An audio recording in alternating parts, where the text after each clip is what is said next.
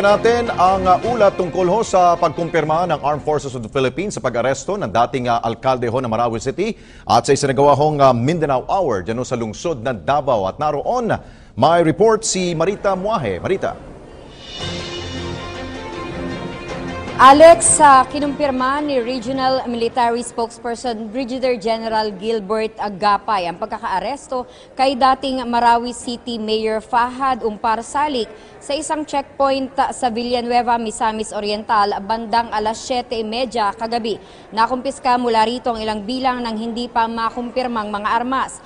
Naharap si Salik sa kasong rebelyon o paglabag sa Article 134 ng Revised Penal Code dahil sa pagkakasangkot nito sa pag-atake ng Maute Group sa Marawi City. Base sa mga inisyal na ebidensya na nakalap ng mga otoridad, lumalabas na financier ng Maute Brothers na sina Omar at Abdullah ang dating alkalde. Si Salik ay kabilang sa Order of Battle at ganoon na rin sa listahan ng Arrest Order No. 2 na inilabas nito lamang June 5.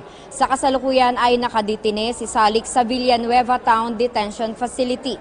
Ngayong araw ay isasalang ito sa isang inquest proceedings. Titingnan din ng PNP Misamis City kung may iba pang kasong kinakaharap si Salik bukod sa kasong rebelyon. Dagdag pa ni Gapay, nagsisimula pa lamang ang Maute Group ay nagbibigay na ito ng financial at logistic support para sa kanila. Sa pagkakaaresto kay Salik at gayon na rin sa ama ng Maute Brothers na si Kayamora Maute, asahan daw ang mga pag-aresto pa sa mga darating na araw. Samantala tungkol naman sa Bangsamoro Basic Law, sinabi ni Ms. Irene Santiago ng Office at chairman ng GPH Implementing Panel for Bangsamoro Accords na sa ngayon ay nasa styling committee na ang sinasabing draft. Ang final draft na ito ay naasahang isasubmit sa Office of the President kay Pangulong Rodrigo Roa Duterte kalagitnaan ng Hunyo at inaasahang maisasubmit sa Kongreso sa bandang July 24 kung kailan na ay inaasahan din nilang i-anunsyo ng Pangulo na gagawin itong isang urgent bill para agad na maisabatas. So yan na muna Alex ang pinaka-latest mula dito sa Davao City para sa Bayan, Marita Muahe. Okay, dagang salamat Marita Muahe diya sa Dakbayan sa Davao. So allegedly kasama daw po kayo sa nangyayari ngayon sa Marawi? Hindi ko po alam. Hindi ko po alam. Basta ang pagkaalam ko, pinara ko at saka sinabi na baba ka muna dahil nandito ka sa arrest order No. 2. So direkta na po namin kayo tatanungin, kasama may kinalaman nga po ba kayo? Wala po. Wala po. Hindi ko po alam. Hindi kayo connected sa mga Maute? Hindi pa nagsimula yung paguluhan ng Marawi na sa Manila. Matagal po kasi plinano po yung Marawi, sir. Matagal pong plinano yon. Hindi lang ho yung... Hindi ko po alam kung sino ang nagplano, kung kailan nila pinlano. Kaya hindi ko po na posibleng may kinalaman sa bakbakan sa Marawi ang ilang minority senators at posibleng bahagi ang pag-atake sa destabilization plot laban sa Pangulo. 3 linggo raw kasi bago ang gulo ay pumunta sa Marawi sina Senador Bam Aquino at Antonio Trillanes. Ipinakita pa nga ni Aguirre ang isang litrato kung saan tampok sina Trillanes kasama sina Congressman Alejano, dating Presidential Political Advisor Secretary Ronald Llamas at dating Pampanga Governor Mark Lapid. Kuha raw ang litratong ito sa Marawi pero kapansin-pansin wala sa litrato si Aquino. Well, because in Senator Bam Aquino, hindi naman sinasabi ko lang na went to Marawi on April 24 and April 28 and they stayed at they have a meeting in Lakeview Resort Hotel on May 2. Hindi naman matiyak ni Aguirre kung kasama rin sa pulong ang Maute. Hindi ko alam. Basta ang sinabi sa akin is that they met with several families doon. Kasama ng mga Lukman, meron nga members ng family ng Alonto. Sagot naman ni Aquino, nasa PICC sa Pasay raw siya noong May 2 bilang commencement speaker ng Polytechnic University of the Philippines. Agad din daw siyang dumalo sa Senate session noong araw ding yon. Sa pagisiyasat ng News 5, lumalabas na present nga sa unang 40 minuto ng Senate session sina Aquino at Trillanes, base sa attendance records ng Senate Journal.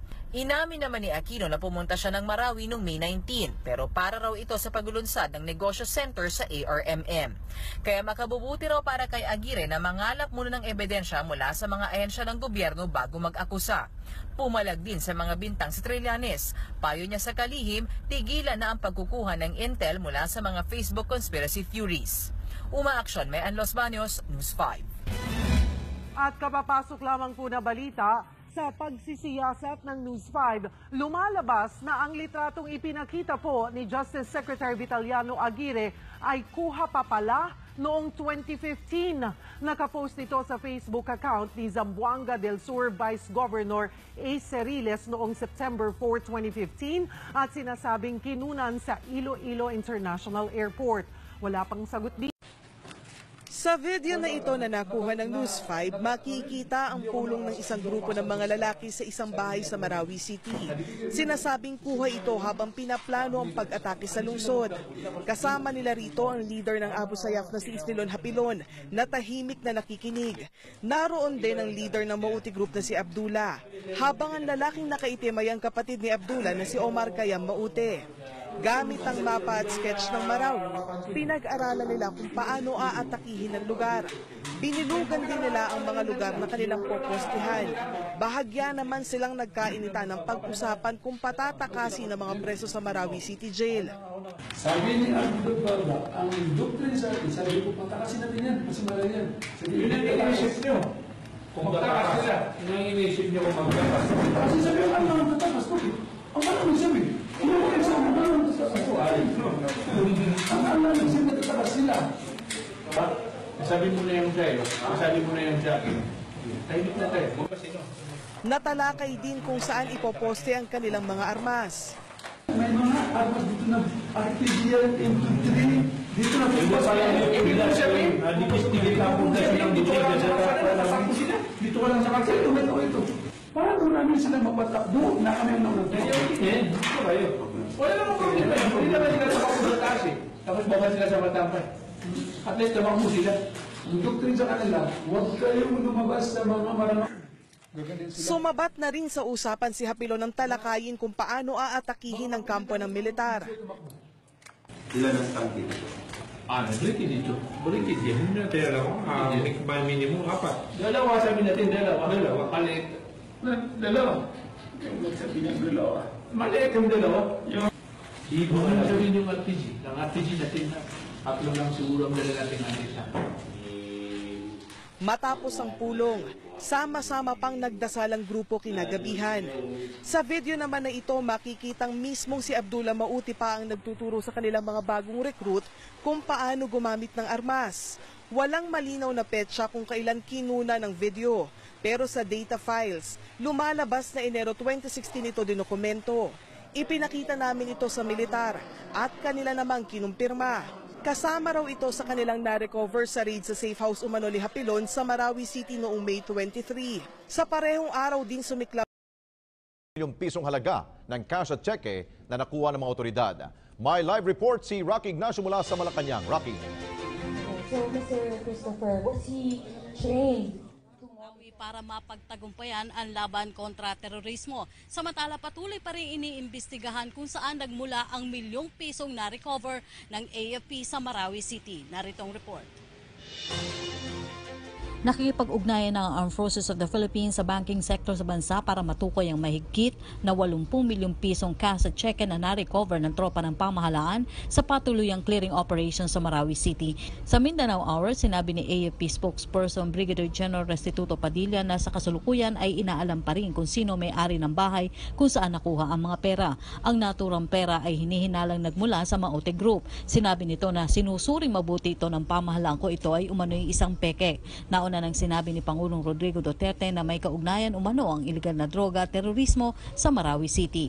Now, as to the owner or the actual existence of this cash, this is yet to be determined and the investigation will be forthcoming. We have asked for the assistance of the banking sector, the Department of Finance and the Central Bank to get down to the root of why there is cash in there and where it was taken from or withdrawn and where it could be possibly used. Hiniling na rin ni Padilla sa lahat ng sibilyan ng tulong para mapagtagumpayan ang laban sa terorismo. Dapat anyang ituring na shared responsibility ng sibilyan at pamahalaan ang pagtiyak ng peace and order sa bawat komunidad. Ipinaliwanag rin ito na mahalaga pa rin ang pagsasagawa ng airstrikes para tuluyan ang mawakasan ang karahasan ng mga terorista dahil na rin sa mga naiipit pa rin sa bakbakan. Kinumpirma ni Padilla na napigilan ng pamahalaan ang dapat sana mas malaking banta ng kaguluhan ng mga ito dahil na rin sa mga dokumento at video na na-recover ng militar. Continuing airstrikes, we appeal to the people of Marawi, to those who have continuously given their word and their requests for us to stop it. I have to pass this along because our troops clearly need to judiciously use force because of a stiffer kind of resistance from the inner enclaves of the city. We feel the pain, we feel the hurt of every member or every citizen and every resident of Marawi. But let us remember that we did not start this from happening. It was the armed group, the Maute Daesh ISIS inspired group that entered your city to wreak havoc on it. And last night you saw the reason why we have been saying all along that there was a bigger plan. There was indeed a bigger plan, and it was supposed to wreak more havoc. This information came from the many materials and documents that we recovered from the area and that we continue to study and analyze. Kasunod nito, umapela na rin ang AFP sa social media na iwasan ang pagpapakalat ng video kung saan sinisira ng mga terorista ang mga santo sa simbahang Katoliko. Itinuring ito ng AFP na isang propaganda ng grupo. May I also appeal to our social media users and our netizens. There are videos circulating around regarding the armed elements destroying a church. We have requested that this be pulled out because it may fan hatred, it may fan hate, and it is intended by these militants to induce other Christian elements to fight against these armed elements or to sow hatred among Christians and Muslims. Please do not spread this. Let us not buy into the plan of these terror groups to inflame the feelings of our other religions. This is not a religious war. This is a terror attack on the city of Marawi, and we must be clear about it. Maglulunsad na rin ng tulong sa mga apektadong residente sa Marawi City sa ilalim ng Office of the Presidential Advisor for Entrepreneurship. Samantala, tiniyak naman ni Presidential Spokesperson Ernesto Abella na ginagawa ng Communications Group na maipaabot ang tamang impormasyon sa publiko kaugnay pa rin ang pag-ira ng martial law sa Mindanao dahil sa insidente sa Marawi City. Well, at this stage, coming from the OPS side, what we're doing is managing the messaging. No, not when I say manage, I don't mean to say we put a spin. No,